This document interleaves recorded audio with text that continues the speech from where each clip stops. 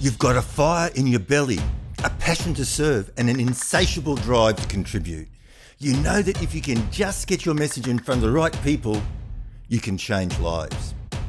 But where to start? There are so many options, so many moving pieces. You get bogged down, overwhelmed, frustrated, while the burning desire to serve others consumes you.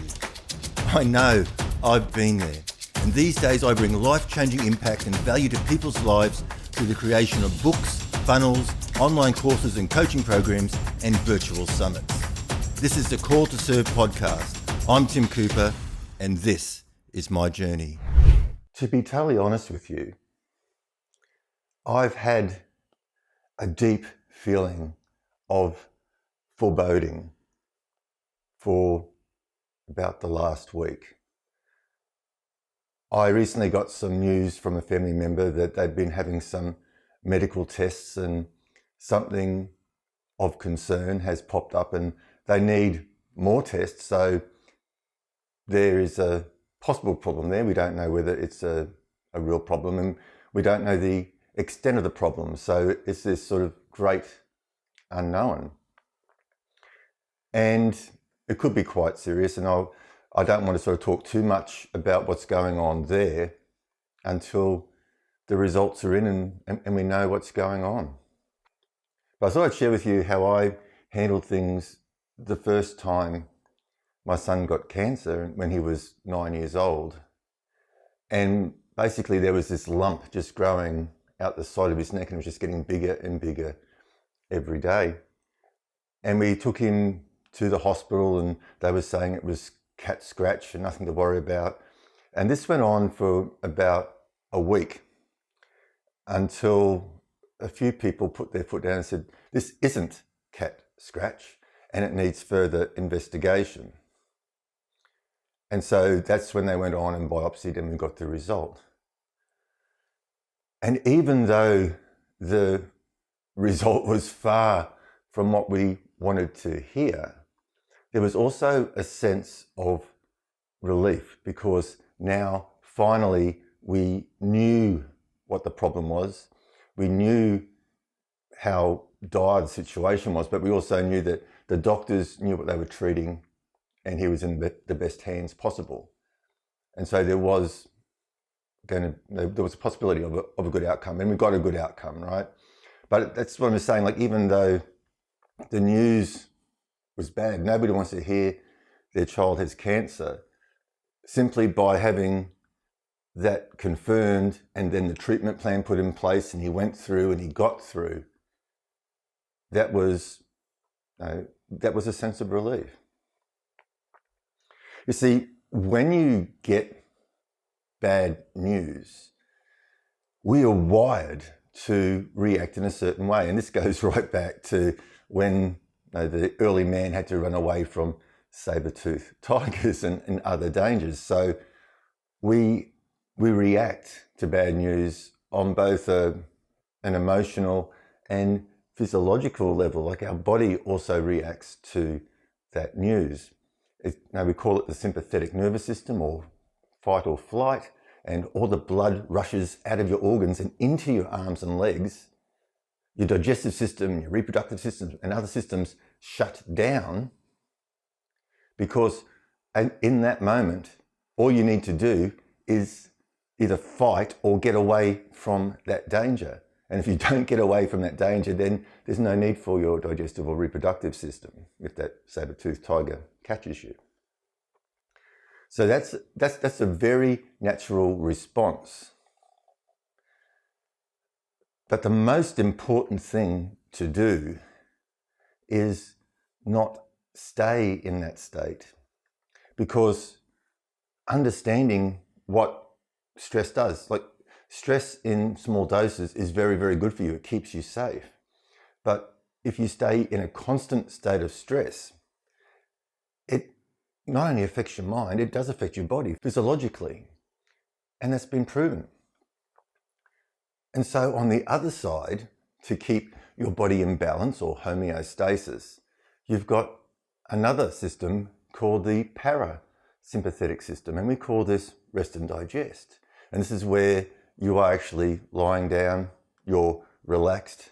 You can now digest your food because you've got, your organs are fully supplied with the blood and everything else that they need.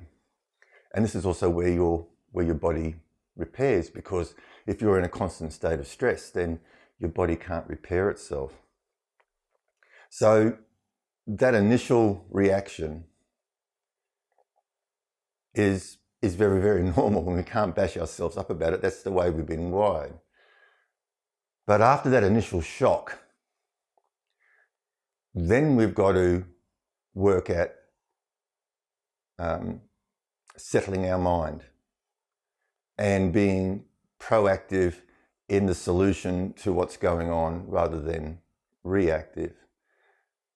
As I said, with this recent news, we know there's something there that they've got to investigate, but we don't know what it is and we don't know how bad it is. And I suppose that's why that's why I'm unsettled and I've got this feeling of foreboding, because you don't know what's going to happen. Now, once the results come through, if it's all good, great, we'll party. If there's something more serious, then we're just going to have to play the hand we're dealt and play our part. So sometimes things are out of our control. There's a fact there and it's real, but sometimes we're not in a position to fix the problem ourselves, and then we've got to put the faith in other people to help us, but then we've still got our role to play in support and whatever else we can do along the way. There's something called the law of resistance, and it says, what you resist persists. Which basically means is that if you don't address the problem just isn't going to go away, right? You can't bury your head in the sand and pretend it's not happening. And the more you bury your head in the sand and ignore that particular situation, it's going to crop up again and again and again and again and again. It's going to be like Groundhog Day, right? Until you step up and you address it and you resolve it, right? And then the next challenge is going to come along, because that's just life. So we can't bury our head in the sand when something bad or something goes wrong in our lives. And it's okay to have that initial emotional and physiological response, because that's just the way we're wired. But it's so important that it might take a day or two. It may even take a week, depending on the news you receive. But it's so important then, when you know the situation that you are dealing with, when the facts are there, that you step up and you do your part and you address it. Okay? And how do you settle your mind? Well, firstly, positive self-talk and positive visualization. See the result that you want. Burn that into your subconscious mind. See it clearly, right? And be detailed. And create a movie, a future memory. Program that in. And then do what you need to do to bring that into reality. Other things that I do is I ask a question, and once again I bury that question into my subconscious mind, like, what can I do? Like how can I help in the situation, or whatever's going on? And then I either meditate on it or I sleep on it. And the mind is a very powerful thing, and 9 times out of 10, when you wake up, you will have some clarity and some idea of what you can do to help. Once again, it's even in the darkest times, you've got to look for the positive. I've got another very close friend who just got some very upsetting news. Like, she's a mother of 3 young children, and she's just learnt that the landlord, the owner, isn't renewing her lease. And they've given her a very, very short time to get out of the house. So that's very, very distressing. Like, even for me, I know that my place is on the market, and the thought of moving, it's just a horrible thought. It's very, very unsettling. So I'm just by myself. So just imagine this mother with 3 young children. It's very, very unsettling. But also the point is that over the last few years, she's had to deal with a very nosy and just a nasty owner who would just interfere and not give them the peace to live in the home that they were renting.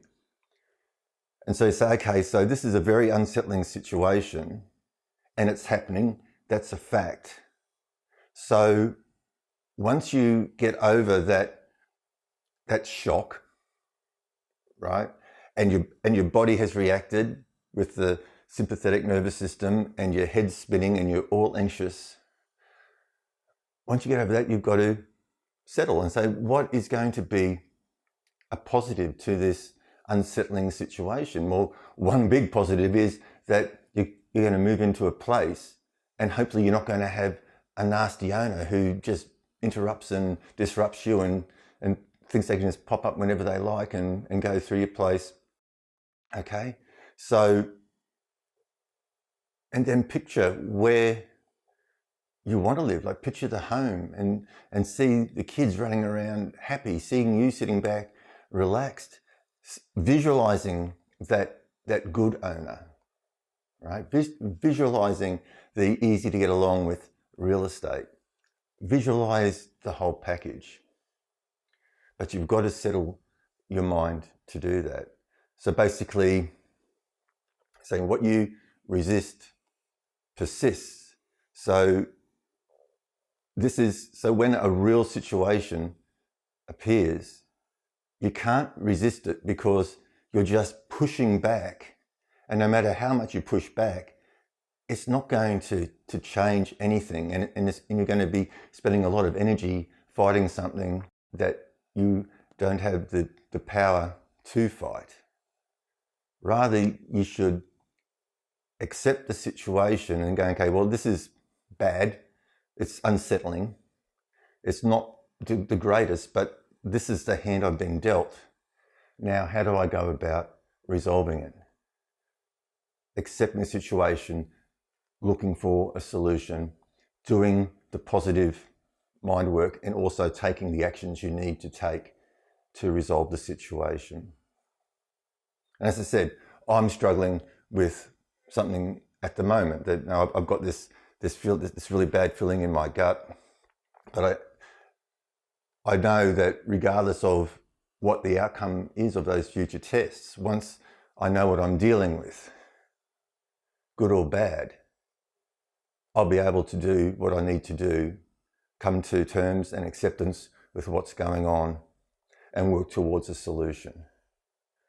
So that's what you do when things go wrong. After the initial shock, you just need to settle your mind.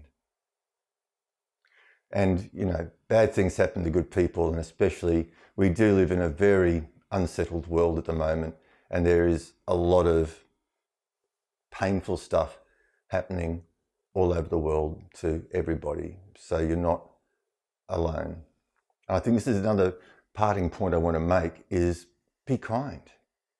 Don't unleash your problems. Don't use somebody else as a whipping board because things are going bad in your life and you're trying to offload that and make it somebody else's problem.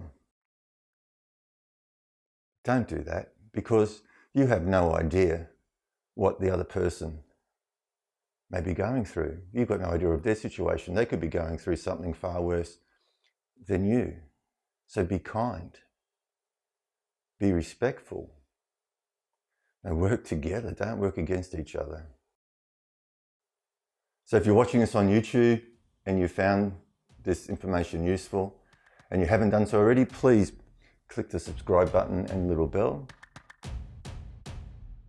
If you like the content, please give it a thumbs up. And if you've got any feedback, comments, questions, please drop them below. If you're listening to this on another podcast platform and you enjoy the content, please follow the show and give it a review. If there's a way for you to reach out via the platform, please do so. Otherwise, I'm always available at tim@timcooper.au. That's tim@timcooper.au. And until tomorrow, you take care.